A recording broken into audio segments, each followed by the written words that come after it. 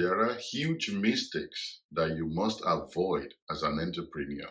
Welcome to Streams. On this edition of Streams, I'll be sharing with you the huge mistakes you must avoid at all time as an entrepreneur. Number one, reckless online reputation. You need to make sure that your online reputation is not messed up. From time to time, either quarterly or annually or biannually, Google yourself is not out of pride, but it enables you to know what is held about you on your online profile. Google yourself. Don't make the mistake of thinking people that will patronize you or consume your material content or patronize your company will not Google who they are relating with, especially if they have not done business with you before or they have not met you before. So take time, Google yourself. As a matter of fact, you can pause this video and Google yourself. Before coming onto this session, I also Googled myself to know the up-to-date information on the first page of Google under my name.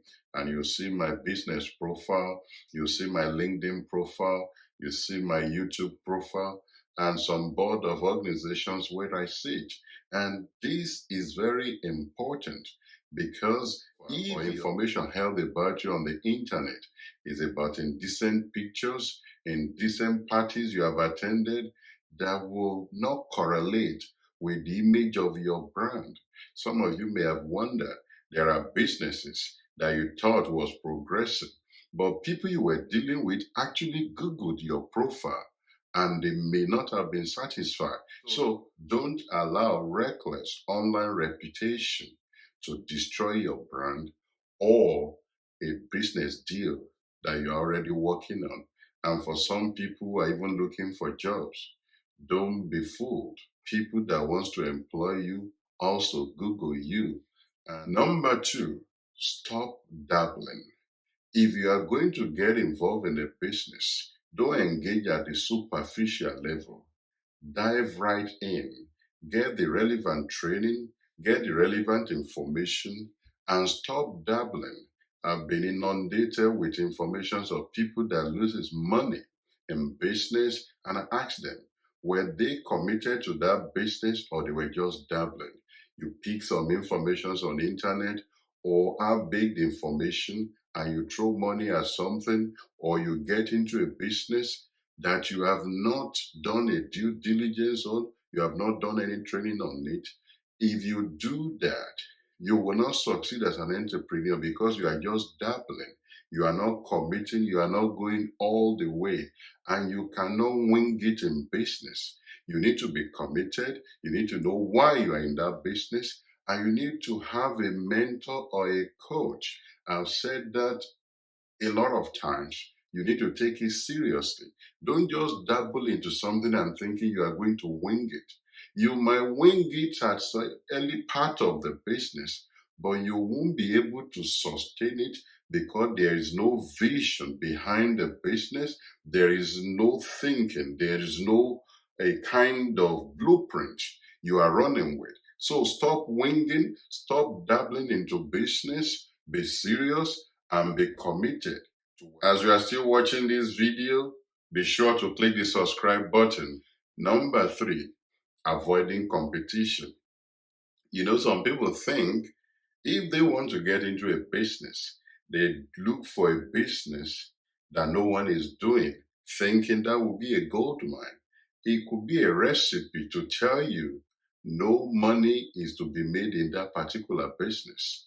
Competition is a pointer to tell you there is a need for that service and there's money to be made, especially if a lot of people are already making money in that sector of the economy. So competition brings out the best. Competition engenders innovation, and competition makes everyone to put the customer at the center of their service because you are all fighting for the same customer. But if you think because no one is in this sector and it's not an innovation or a new technology you are bringing to space, Don't use your own loss or personal experience to test a market that may not be there. So stop avoiding competition. Go to a place where you've seen some track records of success. Number four, ignorance of the global economy. Some people think the global economy does not affect them. That would be naive, because what happens globally, look at recently that a vessel was stopped in the Suez Canal. Every global movement of goods were affected because some had to go a longer route, some had to be packed, and in some parts of the world we started seeing the shortages. So also, you must know how your business could be impacted with the global economy. If you ignore the drive for renewable, for example, for countries that are endowed with fossil fuel, they need to be thinking of how to pivot from that sector into sectors of the economy where that money from fossil fuel can help them to get into. It's not a time to start building a coal-based economy when the whole world is moving to renewables. So you need to look at your own sector and look at how the global economy, the shift in capital, the shift in policy and global governance, how it may affect your business or the sector of the economy where you are playing it. While you are still watching, subscribe to this channel. There's a link on this side. Subscribe. Number five, big picture without details. If you have a big vision, pay attention to the details. Some people say they are big picture person, but they don't pay attention to the little details. And they have signed on the dotted lines of contract that has either ruined their business or they have taken the business or the market share away from them.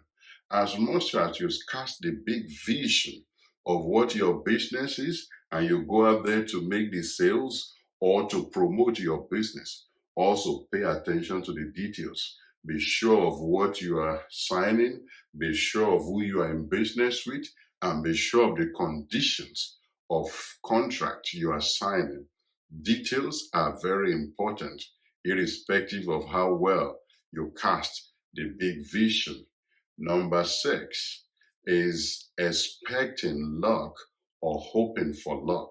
There is no luck in business. You need to prepare. You need to marshal your ideas. You need to promote your product, and you need to believe in your services and your product. If you are hoping that maybe you are just going to be lucky, like thinking there are people that made money through the pandemic or shifted their businesses online or changed the delivery of their businesses during the pandemic, we're just lucky. There is no luck. You need to work what works for your own industry and look for areas where you can innovate and look for ways to promote your product. As you avoid these mistakes, be sure to share this with your team and your friends.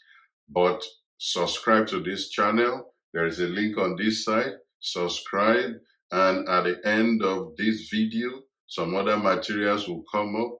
Keep educating yourself and skill up, and I'll see you on the next episode. Bye for now.